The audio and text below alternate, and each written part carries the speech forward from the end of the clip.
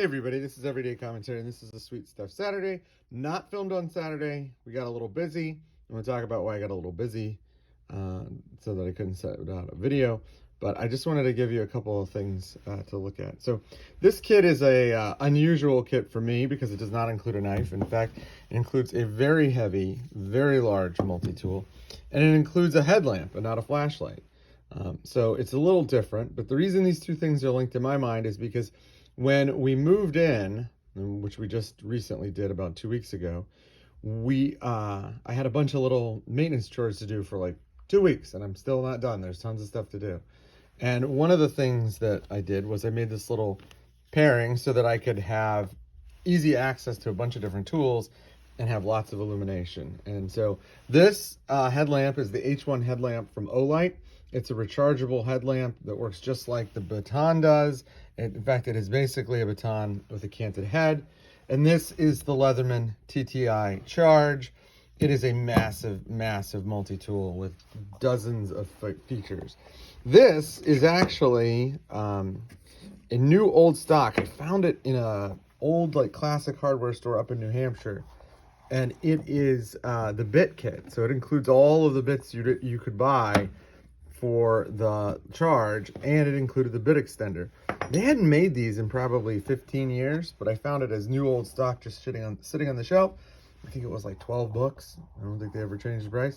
So I just bought it and put it in the carry case that the Charge came with. And I don't really use a multi-tool as a EDC. And if I do, it's certainly not this one because this one is super duper heavy. I usually end up using something like the Skeletool or the Dime or the PS4. But that one I used when we were moving because it can do a ton of different things. It has a ton of different functions. And as a result, it is a true step saver. And that's the use that I have for multi-tools. I don't really, like I said, I don't really use them as EDC. I use them as step savers. So when I'm working on a project, I'll put this one or the Skeletool in my pocket, and they just save me from running back and forth to my workshop. And that leads me to the second thing that is really cool. Not the moving kit, the move-in kit, which is different than the moving kit, because the moving kit was just tape and markers and a pocket knife. This is a full 8x4 sheet of really, really rigid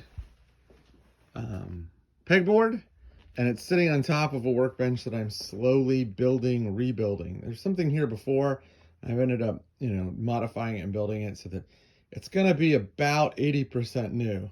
As you can see, this is what will be a nice big clean work surface that I can use, and it'll be something that I can build stuff on and film videos on like I did in my old shop. I gotta cut this, trim that down. I think I'm gonna probably put some hardboard here so that it's a little nicer because this surface is kind of beat up, but that's okay. And it's a workbench, so it doesn't need to be pristine. And then back here, we got some lumber storage, just a really long run there.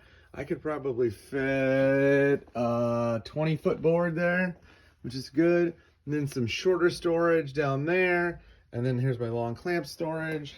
I've got my craft paper roll, so when I want to, I can just roll this out and keep everything nice and clean. I got this, which is my magnetic sparge tray, my favorite thing, just attached with a bunch of screws. Literally just a bunch of screws. It's a magnetic sparge tray from Harbor Freight. The bench is not quite done. For example, the top is not on. And I don't want to put the top on because you can see it has kind of a bow. There's no support underneath the bench in the middle. There's the support back there. I used some tap cons and put it up, bolted the bench to the wall, and now it is super duper strong and rigid. Then I made a couple sandwiches with 2x4s, give it add a bit extra bit of strength. I'm gonna bring that out all the way to here. So there's gonna be 2 pillars here. There'll actually be 4 pillars in the middle, 2 pillars out here to provide some support for the bench top. And then I'm gonna have a span here and a span over here where I'm gonna put some shelves so I can put up my power tools. Because right now, my power tools are just scattered all around the place. Once that's done, my next project is going to be to build a miter saw station for that guy, which is the Festool Capex. And I know this isn't a tool channel, but I just wanted to show you sort of the process and evolution of the workshop.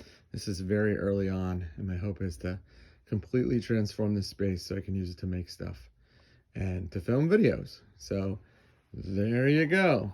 That's an overview of my workshop and a little bit about my move-in kit, which is some pretty good stuff that I don't carry every day. This is probably the only time I've ever had an EDC that did not include a flashlight and a knife. Sometimes I do flashlight or a knife, but never without both.